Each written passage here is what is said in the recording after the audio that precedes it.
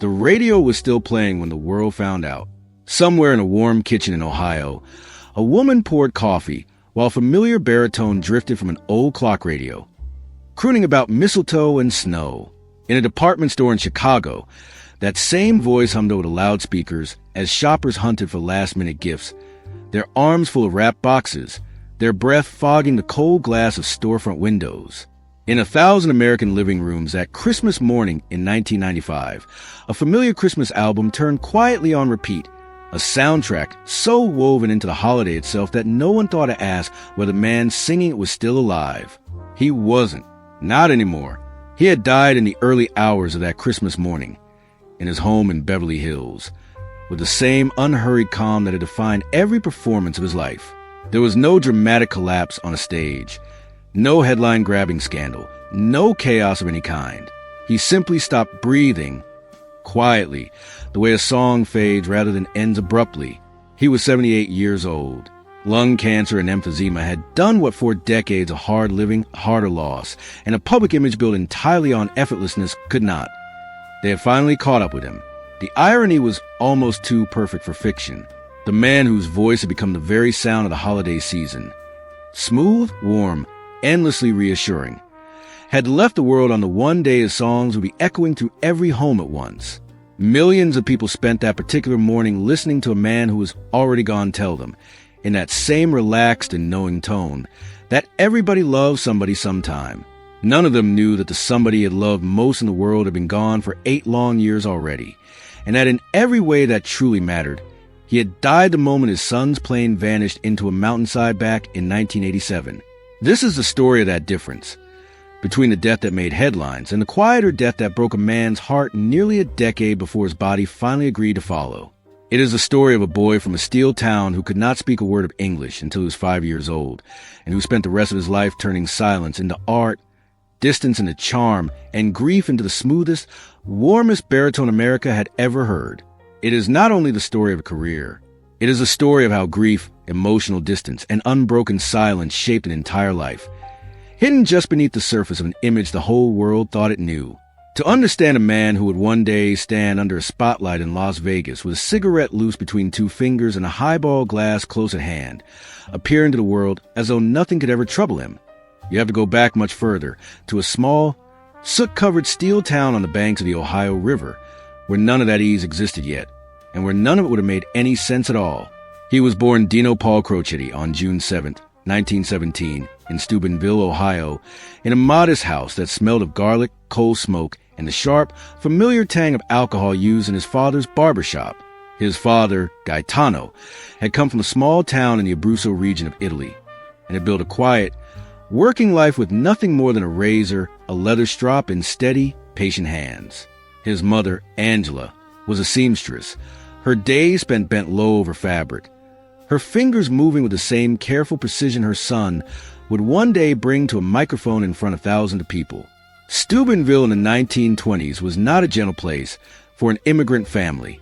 It was a steel town, gray with industry and thick with particular suspicion that small American towns often reserved for newcomers who did not look, sound, or worship quite like everyone else. The Crocettis were Italian in a town that did not always welcome Italians, and young Dino grew up speaking only the dialect his parents had carried with them across the ocean. He did not learn English until he started school at the age of 5, and by then, the seeds of a lifelong wound had already been planted. Other children mocked his accent. They mocked his name, twisting it into something meant to sting. They mocked the food his mother packed for him, the church his family attended, the entire fabric of a background he had never chosen and could not hide. For a small boy standing alone on a schoolyard, the lesson was unmistakable and immediate. To be different was to be a target, and to be a target was to be hurt. Picture it for a moment. A small boy, maybe 6 or 7 years old, standing at the edge of a dirt schoolyard while a cluster of other children repeat his name back to him in a mocking sing-song, twisting the vowels until it sounds foreign even to his own ears. He does not fully understand every word being thrown at him, not yet, but he understands a tone. He understands a laughter that is not the good kind of laughter. He understands, in a particular way a child understands things long before he can put them into words, That something about him, his food, his church, the sound of his parents' voices drifting to the thin walls of their house at night, has marked him as separate, as lesser, as fair game. There is no teacher rushing over to intervene. There is no older brother standing close enough to step between him and the circle of boys. There's only the small, private decision a child makes in moments like these. So quiet it barely registers as a decision at all. He stops trying to explain himself. He stops reaching for approval. He suspects he will never fully receive. He simply goes still and waits for it to pass. Somewhere in that schoolyard, in the gap between the language he still thought in and the English he was forced to perform in front of strangers, he learned something that would quietly shape the rest of his life. He learned that the safest thing a person could do was give the world less of himself. If people could not fully reach him, they could not fully wound him either. Without ever naming it, without ever fully understanding it himself, he developed an emotional reserve so deep and so early that it would later be mistaken by millions of admiring strangers for effortless cool. It is one of the great, quiet paradoxes of his life that the very gardeners born from schoolyard cruelty would one day be sold to the world as the most relaxed, unbothered charm in American entertainment. The boy who learned to go quiet in order to protect himself grew into a man whose entire public identity was built on the appearance of being untouched by anything at all. Decades later, interviewers who tried to draw him into anything resembling emotional reflection would find themselves gently, skillfully redirected. The conversation steered back toward a joke, a story about golf, a light-hearted anecdote from some old film set. Anywhere but the interior life he had spent 70 years training himself never to reveal. Those who worked closest to him often said the same thing in different words. You could spend an entire career standing beside Dean Martin and still never quite meet the whole of him, because the whole of him had been carefully, deliberately kept out of reach since he was a small boy standing alone on a schoolyard in Ohio. Formal education offered little to a boy whose family needed working hands far more than they needed report cards. At 16, he left school for good, never earning a diploma, never sitting through another lesson in history or arithmetic. In the world he came from, school was a luxury reserved for families who could afford to wait years before their children began contributing. The Crochettis, like most of their neighbors, could not. He drifted, as so many young men in steel towns did during those years, into the rougher edges of the local economy, a shifting, half-hidden world made only more complicated by an era of prohibition that had turned nearly everyone into some version of a smuggler. He delivered goods for local businesses. He dealt blackjack in smoky backroom card games where the stakes were real and the company far rougher than his mother would have liked. He ran errands for bootleggers, work that placed a teenage boy in rooms full of armed, dangerous men connected, however loosely, to organized crime. It would be easy, looking back, to romanticize this period of his life, to frame it as gritty preparation for the tough, unbothered charisma he would later bring to screen. But at the time, it was simply survival. Steubenville did not offer a boy like him many doors, and he walked through the ones that happened to be open, whatever waited behind them. He learned things in those years that no schoolroom could have taught him. He learned how to read a room full of grown men, how to tell which ones were bluffing at a card table and which ones genuinely held the winning hand. He learned how to keep his expression perfectly still while money changed hands around him, how to move through rooms thick with cigarette smoke and quiet menace without ever appearing nervous, because appearing nervous in those particular rooms could carry real consequences.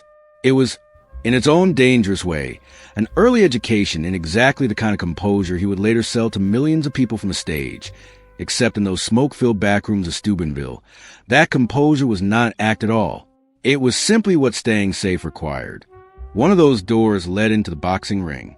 Under the name Kid Crochet, a simplified, Americanized cousin of his own surname, the teenage boy fought for money in a sport that offered fast cash and even faster punishment.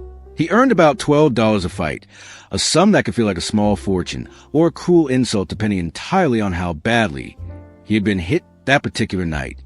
His nose was broken more than once in a ring, badly enough that he eventually needed plastic surgery to repair it.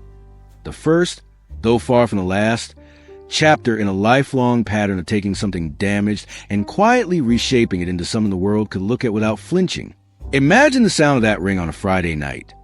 The low murmur of men placing bets, the slap of leather against skin, The referee's count rising and falling, the copper tasted blood in the teenager's mouth as he climbed back to his feet for the third time that evening, because $12 was $12 and his family needed it.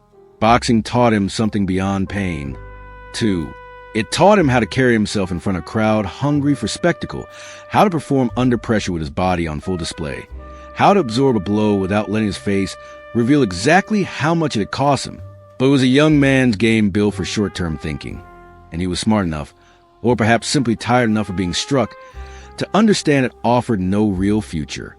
He quit the ring for good and turned instead towards something that used his voice rather than his fists. He had always been able to sing. It was a kind of quiet, natural talent that ran beneath the surface of his rough adolescence, waiting patiently for the right room to reveal itself.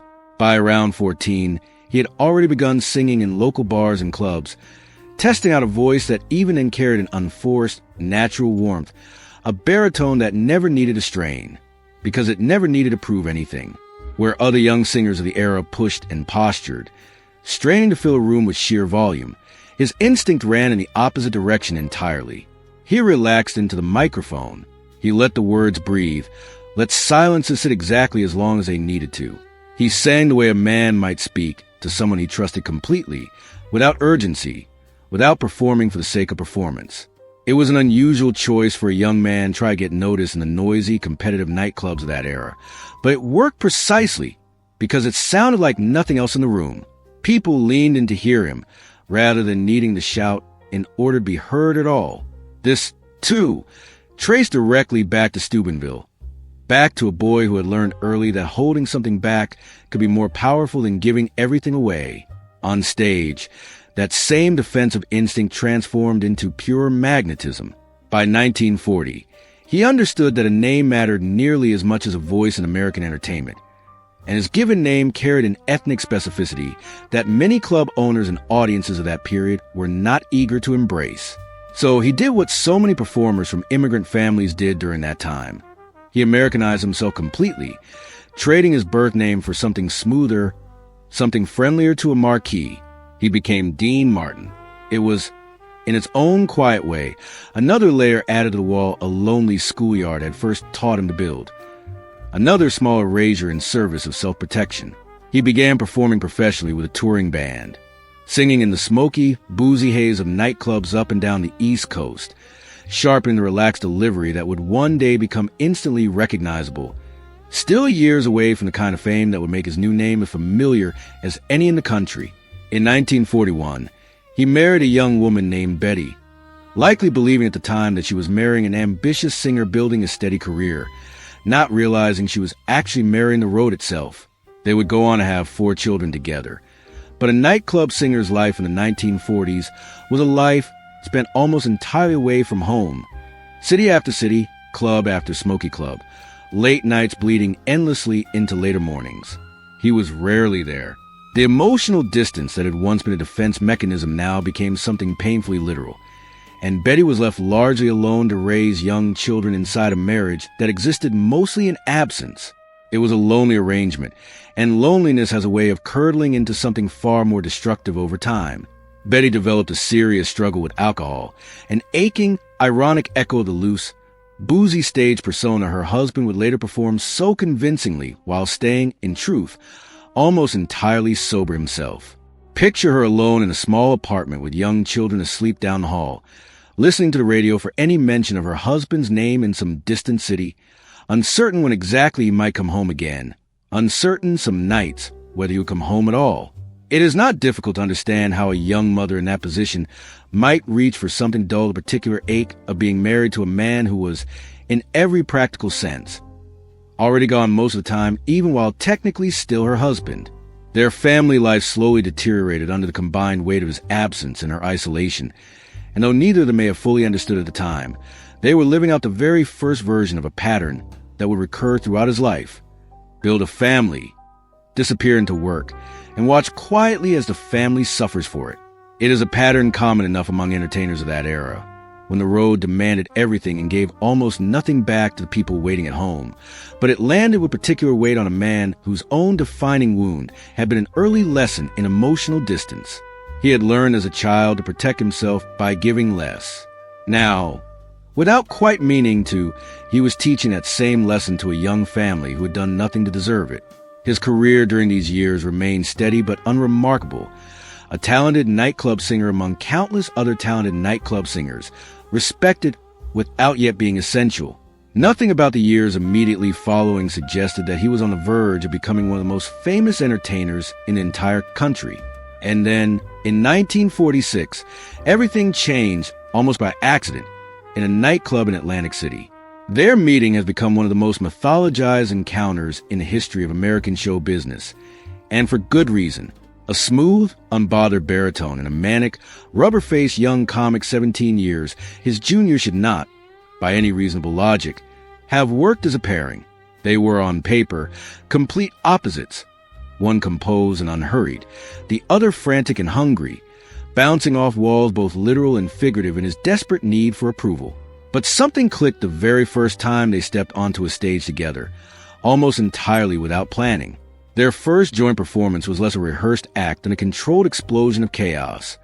The young comic interrupting the ballads, the older singer playing an unflappable straight man to that lunacy, both of them feeding off each other with an improvisational electricity audiences had simply never encountered before.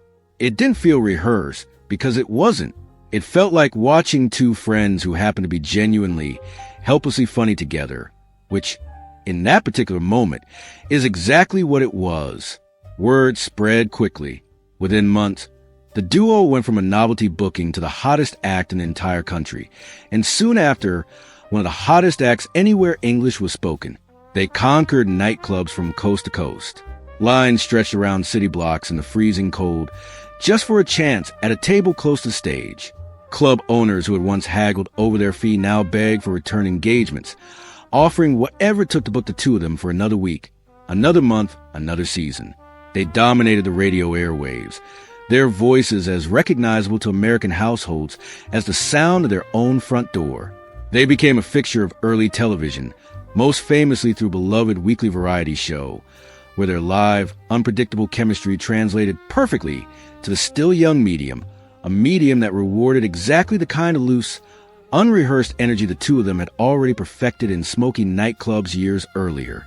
They made more than a dozen films together, each one a showcase for his partner's anarchic comic energy set carefully against his own unbothered cool, and together they became one of the highest paid acts in the history of American entertainment, commanding fees that dwarf almost anything else in the business at the time.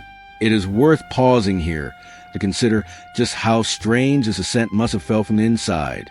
Only a few years earlier, he had been a nightclub singer with a failing marriage, one face among dozens of talented crooners competing for the same handful of bookings.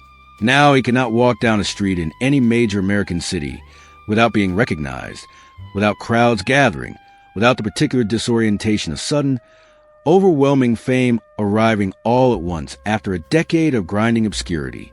He absorbed all of it with the same outward calm that had always defined him, giving very little indication, in public at least, of how dramatically his entire world had just changed. It was within this decade of non-stop performing, tabloid scrutiny, and enormous commercial pressure that his true public persona was finally fully forged.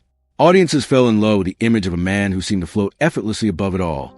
The loosened tie, the cigarette dangling between two fingers, the tumbler of amber liquid that always seemed within easy reach, the unmistakable sense that nothing, not a miscue, not a joke that fell flat, not life itself, could ever truly rattle him.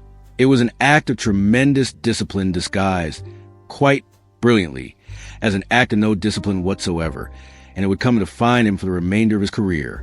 Success, however, did not heal what distance had already broken. Betty's struggles with alcohol only deepened even as her husband's star rose to heights neither of them could ever have imagined a decade earlier. And the marriage that had somehow survived years of nightclub loneliness could not survive the added weight of true national fame.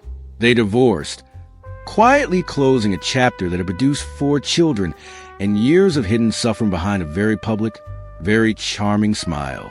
A few years later, he married again, this time to a former beauty queen named Jean, who would go on to do something remarkable. She raised the 4 children from his first marriage alongside 3 more children she had with him, building something that resembled, for a genuine stretch of years, real domestic stability inside a life otherwise defined by the constant chaos of show business. Whatever peace he ever found in his adult life, he found much of it within the walls of the home she built and carefully maintained around him. But even as his home life steadied, his professional partnership with his comedic other half began to buckle beneath its own success. His partner, brilliant and endlessly driven, increasingly wanted creative control over their films and performances, real input into the writing, the direction, the entire shape of the act itself.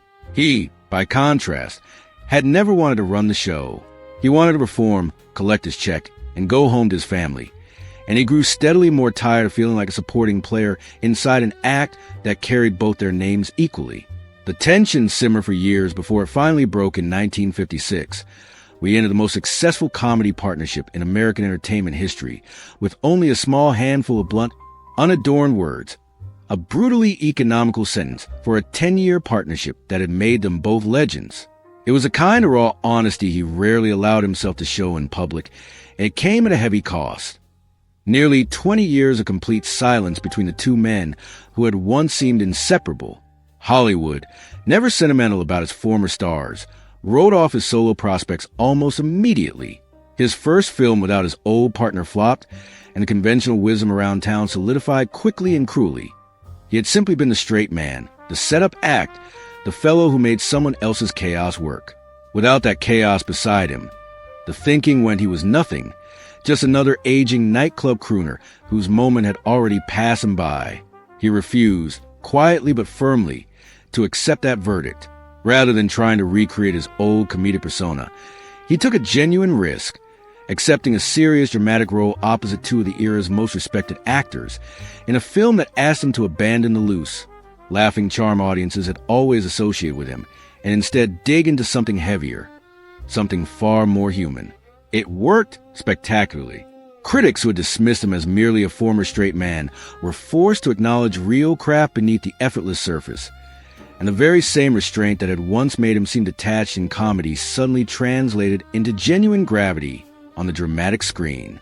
The comeback did not simply succeed. It repositioned him entirely as a serious, multi-talented performer capable of standing on his own 2 feet. What followed was the richest professional stretch of his entire life.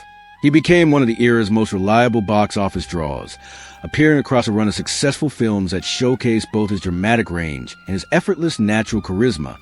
A Western in which a portrayal of a recovering alcoholic deputy remains one of the finest performances of his career. Praised for a vulnerability he had rarely been allowed to show on screen before. An ensemble heist picture alongside his new circle of famous friends, shot in the actual casinos and lounges of the city, that had become something like a second home to him. Another dramatic showcase that reaffirmed the depth he had first proven earlier, once again silencing anyone who still doubted his range. And eventually a series of playful spy films that let him gently poke fun at the very suave secret agent archetype, so fashionable at the time, all while leaning fully into his strengths as a wry, unbothered leading man who seemed to find the whole business of international espionage mildly, pleasantly, amusing rather than the least bit dangerous. Directors who worked with him during these years often remarked on the same quality. He arrived on set knowing his lines, hit his marks without complaint, and delivered take after take with consistency that belied the loose, spontaneous image he projected everywhere else. It was once again the same paradox that ran through his entire career, genuine, unglamorous discipline hiding just beneath a surface built entirely to look like the opposite. His music reached extraordinary new heights during this same period. In 1964, one of his signature songs climbed all the way to the very top of the national charts, an almost unthinkable achievement at that particular cultural moment, because it meant knocking a certain enormously famous British band off the #1 spot at the absolute height of their popularity. For a singer in his late 40s, shaped in the smoky nightclubs of the 1940s, to outsell the biggest musical phenomenon on the planet was a genuine testament to the timeless, unforced appeal of his voice. It would become the song forever associated with his name, the one eventually carved onto his own headstone. It was during these same years that he also became one of the founding members of an iconic circle of famous friends and fellow entertainers, defining an entire era of American cool. Tuxedos and cigarettes, glittering Las Vegas marquees, boozy camaraderie broadcast to a country that simply could not get enough of watching famous friends have fun together in front of a live audience. Picture the stage lights of a Vegas showroom, the clink of ice against glass, the murmur of an audience already laughing before the punchline even lands. 5 men in matching tuxedos trading insults and one-liners as though the cameras were not even there. That image, replayed and mythologized for decades afterward, became shorthand for an entire vanished era of American nightlife. Here lies one of the most enduring misconceptions people held about him, one he cultivated quite carefully and never bothered to fully correct. The assumption that the loose, half-drunk charm of his stage persona reflected his actual, real-life relationship with alcohol. In truth, the highball glass that seemed permanently fixed to his hand during performances often contained nothing stronger than apple juice. The stumbling, slurring, wonderfully unbothered act that audiences adored night after night was exactly that, an act meticulously maintained and precisely repeated for decades. Behind the image of a man who couldn't be bothered to rehearse or care too much about anything was, in reality, one of the most disciplined performers working the business. Someone who understood exactly how much control it required to appear that effortlessly out of control. It is a small detail, but a genuinely revealing one. The entire architecture of his public identity was built on a lie he simply allowed people to believe, because the lie served the persona, and the persona sold tickets, and selling tickets kept his large family comfortably fed. Even his most famous, most beloved characteristic, the boozy, don't-care charm people still associate instantly with his name, was underneath it all, an act of extraordinary discipline, performed night after night by a man who had learned as a small child that showing the world less of himself could be its own quiet form of protection. By the middle of the 1960s, his dominance extended fully into the still young medium of television.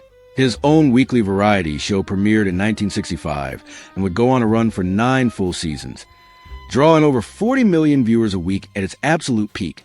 A staggering audience that made him one of the single most watched entertainers in the entire country, week after week, year after year. What set the program apart, and what became a point of near-mythical fascination among the crew and his fellow performers, was how little he actually rehearsed for it. He famously insisted on only minimal run-throughs, preferring to walk into each live taping with nothing more than a loose sense of material, trusting his own instincts and decades of nightclub experience to carry him through whatever unfolded. This wasn't laziness so much as a genuine philosophy. Rehearsal, to him, risked draining away the very spontaneity that made his performances feel alive in first place, and he had more than enough confidence in his own craft to bet that unrehearsed would always look and feel better than something overly polished. The gamble paid off spectacularly, week after week. Stagehands and guest stars alike told the same story afterward. He would arrive, glance briefly at the cue cards, crack a joke with the crew, and then step in front of the cameras as though he had known the material his entire life.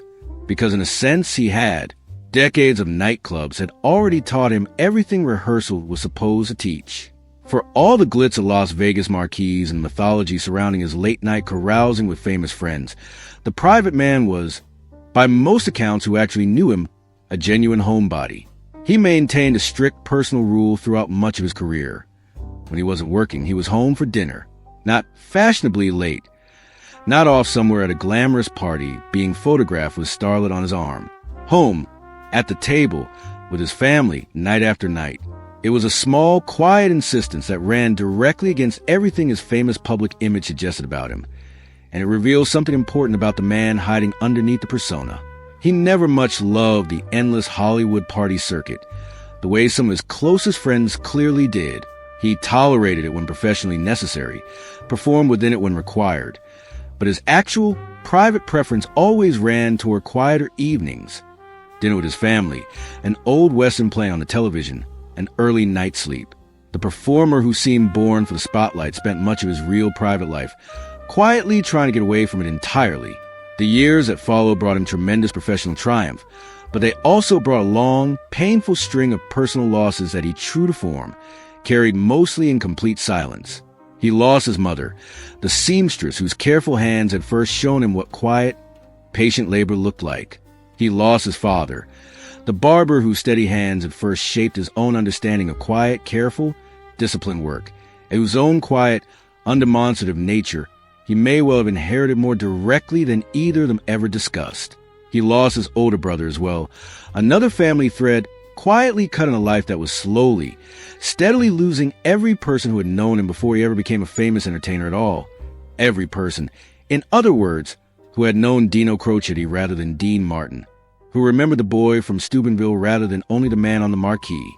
He rarely spoke publicly about any of it. There were no tearful interviews, no visible public displays of mourning, nothing at all that broke the calm surface the world had long since come to expect from him. He would perform the same night he received difficult news, deliver the same easy monologue, sing the same songs with the same unhurried warmth, and audiences would leave the theater having no idea that man on stage had buried someone close to him only days earlier.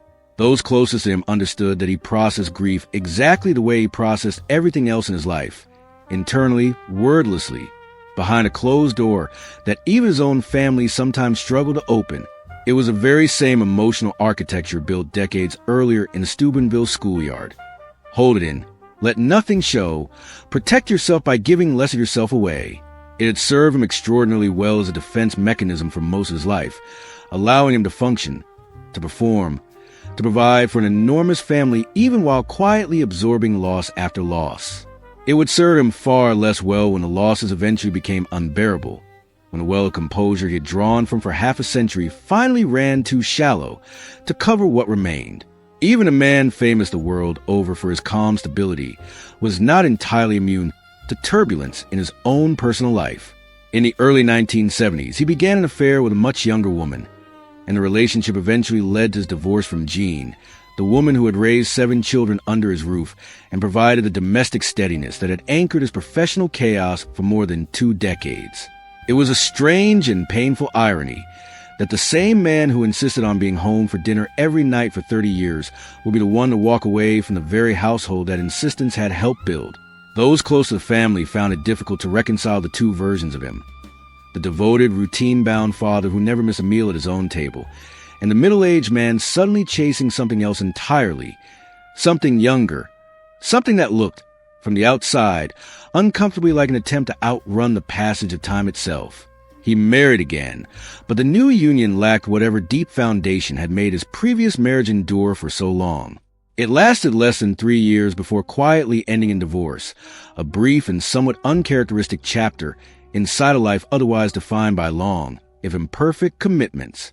Friends and family would later point to this restless period as one where he seemed to be searching for something, perhaps lost youth, perhaps simple distraction, perhaps only an escape from the growing, unspoken sense that time was finally catching up with him. Whatever it was he had been chasing, it did not seem to bring him any lasting peace, and before long he had settled back into the same quiet, routine-driven rhythms that had always suited him best: golf, dinner, an old movie, and early night. For nearly 2 decades, he and his old comedy partner did not speak at all. The partnership that had once defined both of their careers and the friendship that had once seemed entirely unbreakable remained frozen at the exact moment of its rupture, each man going on to build enormous individual success while carrying, presumably, some private, unspoken version of what had been lost between them.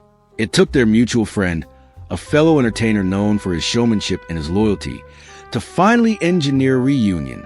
During a televised charity broadcast in 1976, that friend surprised absolutely everyone by walking him out onto the stage, completely unannounced, to reunite with his former partner live in front of a massive national television audience. The moment was electric, genuinely emotional, and deeply human. 2 men who had spent 20 full years in silence, suddenly standing face to face again under studio lights, the old chemistry flickering visibly back to life in front of millions of watching strangers who had grown up on their films and never imagined they might see this exact reunion happen live, in real time, with no warning at all. Television cameras caught the moment his old partner's face changed as he realized what was happening, the sudden flood of emotion breaking through years of practiced showbiz composure. His old partner, visibly overcome, could barely speak, his voice catching as he reached out to embrace the man he had once considered his closest family.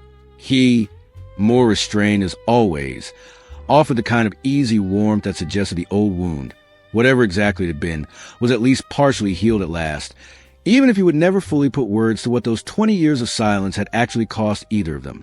They would maintain limited contact after that night, never fully rebuilding the deep intimacy of their earlier partnership, but no longer complete strangers to one another either. It was as close to genuine reconciliation as either man's temperament would ever allow, a handshake and an embrace standing in for 2 decades of things neither of them would ever say out loud. As the 1970s gave way to the 1980s, his professional pace slowed down considerably. He took on far fewer film roles, fewer television appearances, gravitating instead toward occasional performances back in Las Vegas, where he had always felt most genuinely at home. A stage he knew intimately, an audience that had loved him faithfully for decades, a city built on exactly the same kind of control illusion he had spent his entire career quietly perfecting. In 1982, an odd and unwelcome intrusion briefly threatened his carefully maintained calm. He was arrested after police discovered an old handgun inside his car, a legal matter that generated a burst of tabloid attention before the charges were eventually quietly dropped.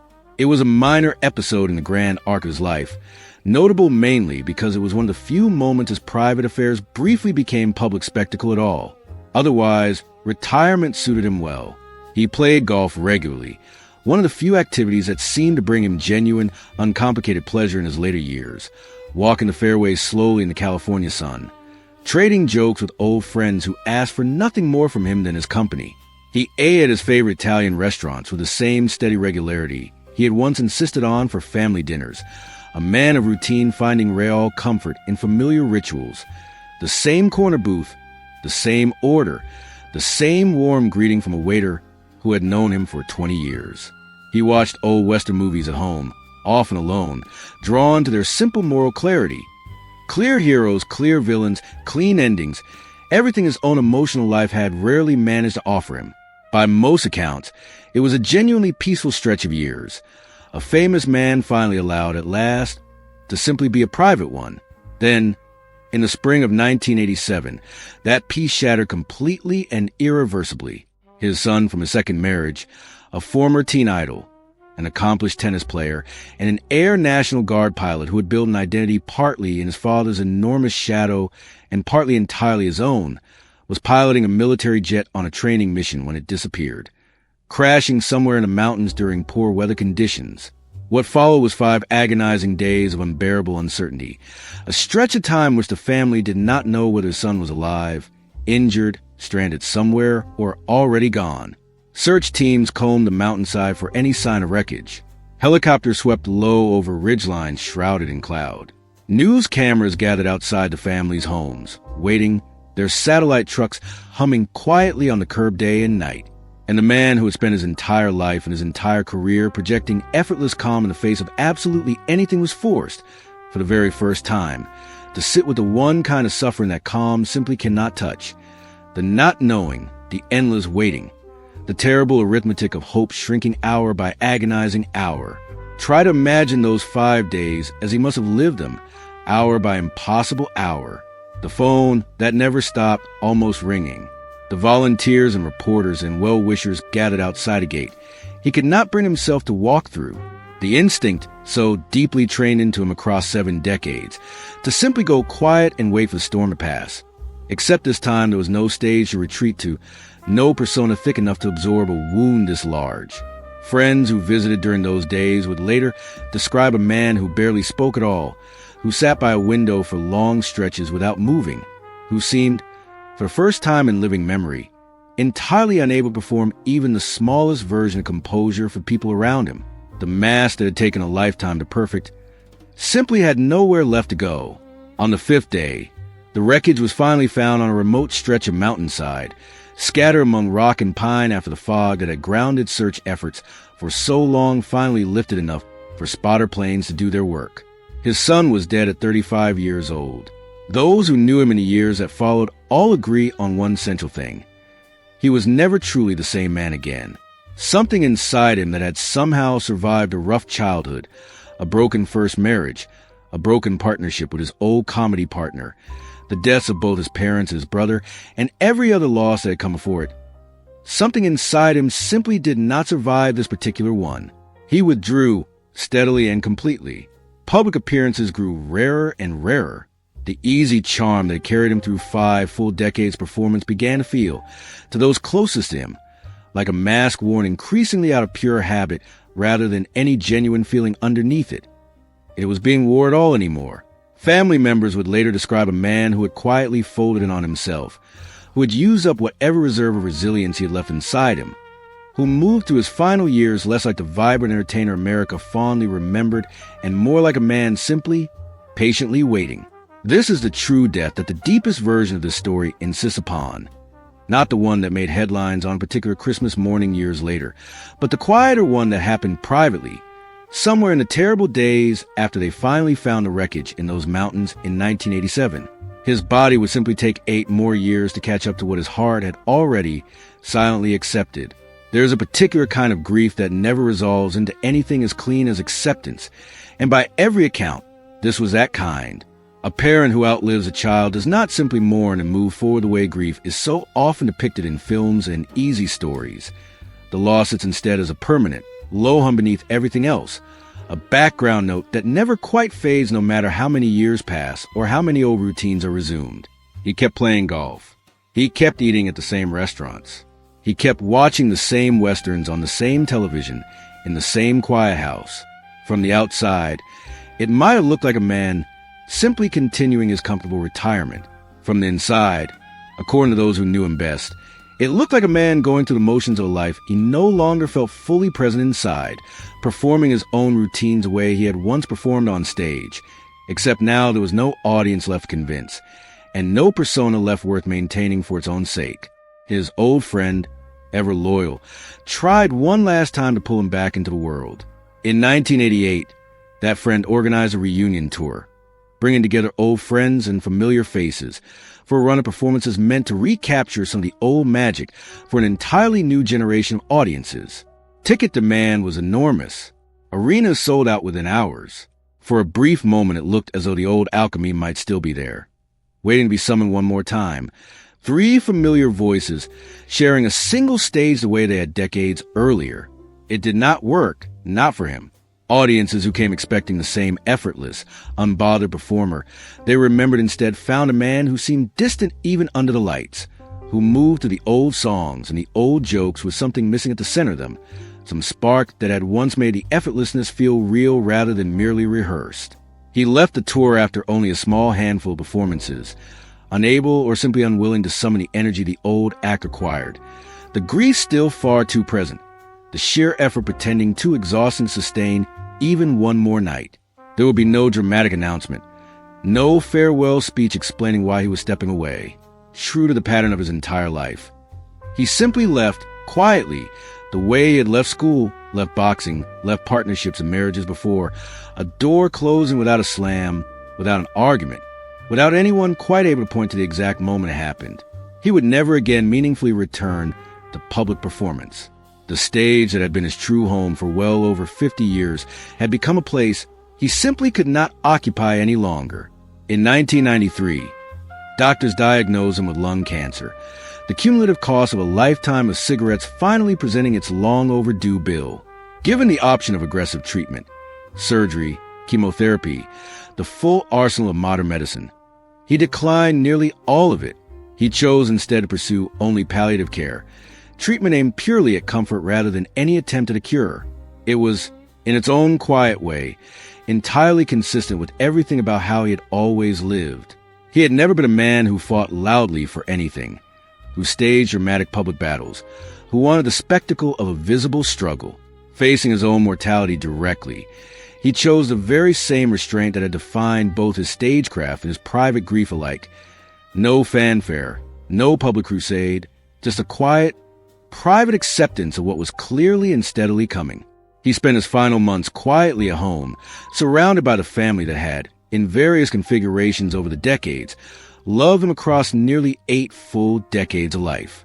His children visited frequently, sitting with him in the same rooms where family dinners had once been non-negotiable, where the television still played old westerns in the background, where the routines of an entire lifetime continued on quietly even as the man at their center grew weaker by the week. In a detail that feels almost too poetic to be entirely true, but which those closest to him witnessed and later shared, he began, in his very final days, to speak fragments of the Italian dialect of his early childhood. The same words he had once been forced to abandon in a Steubenville schoolyard nearly 70 years earlier in order to survive as an American boy in a deeply unforgiving town.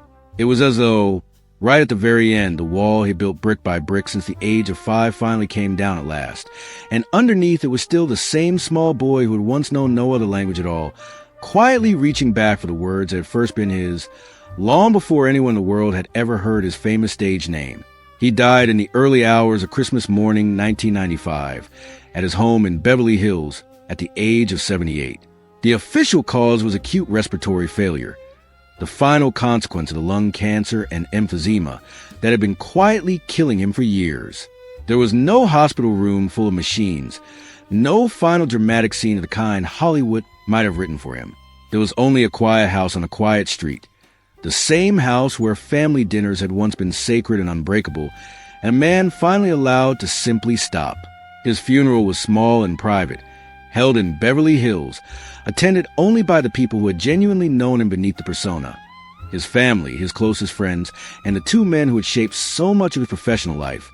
One the loyal friend who had never once stopped trying to bring him back into the light, and the other his old comedic partner, whose 20 years of painful silence had eventually given way to something resembling real peace between them. Those who attended would later describe an unusually quiet service, fitting for a man who had spent his entire life avoiding exactly the kind of spectacle his death might easily have invited.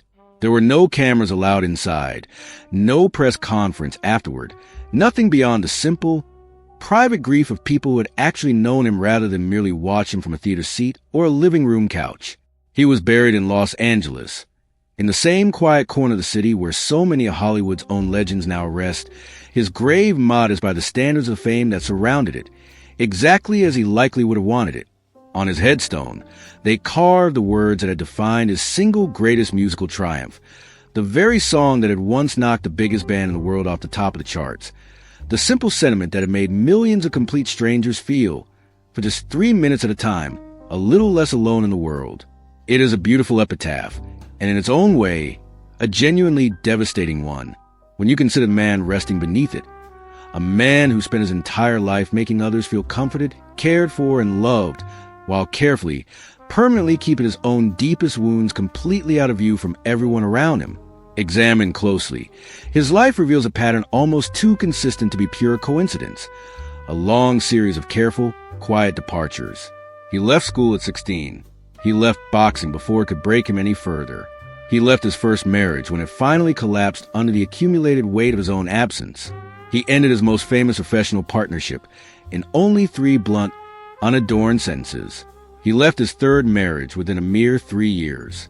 And finally, after his son's devastating death, he left the world of public performance almost entirely, retreating into a private grief he would carry, largely wordless, for the rest of his natural life. Each of these departures was, in its own particular way, simply an echo of that very first departure. The emotional withdrawal a small, frightened boy first learned to practice in a schoolyard that mocked his accent and mocked his very origins. Give less, risk less, stay composed, stay untouchable, stay perfectly safe. It made him one of the most beloved entertainers of the entire 20th century, a man whose relaxed baritone could make an entire nation feel genuinely comforted at the sound of his voice alone. And it also meant that when the one loss finally arrived that his practiced composure simply could not survive, the death of his own only son, he had no other emotional language left to reach for.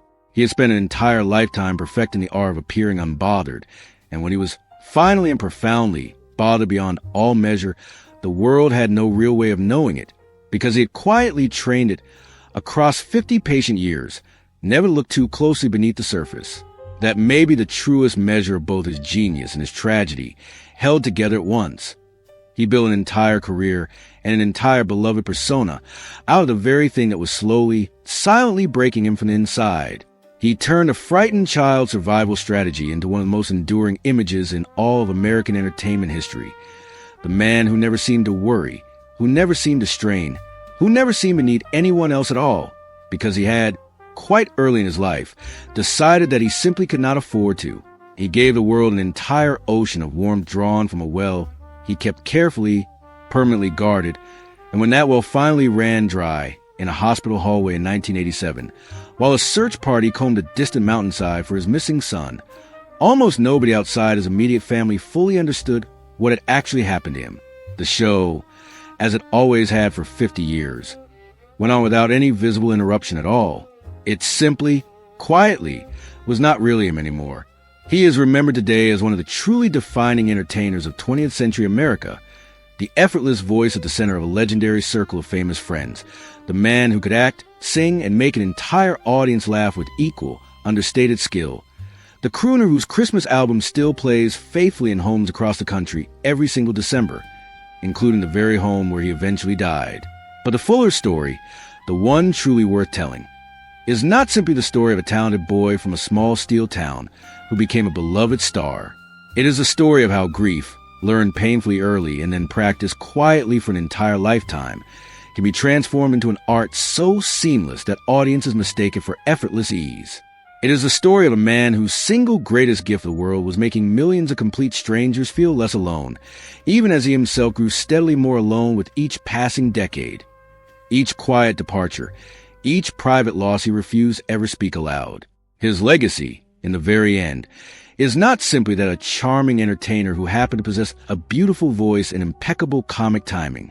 It is a far deeper legacy of a man who took silence, restraint, and private, unspeakable pain, and somehow, against every reasonable odd, turned all of it into something that still genuinely comforts people today.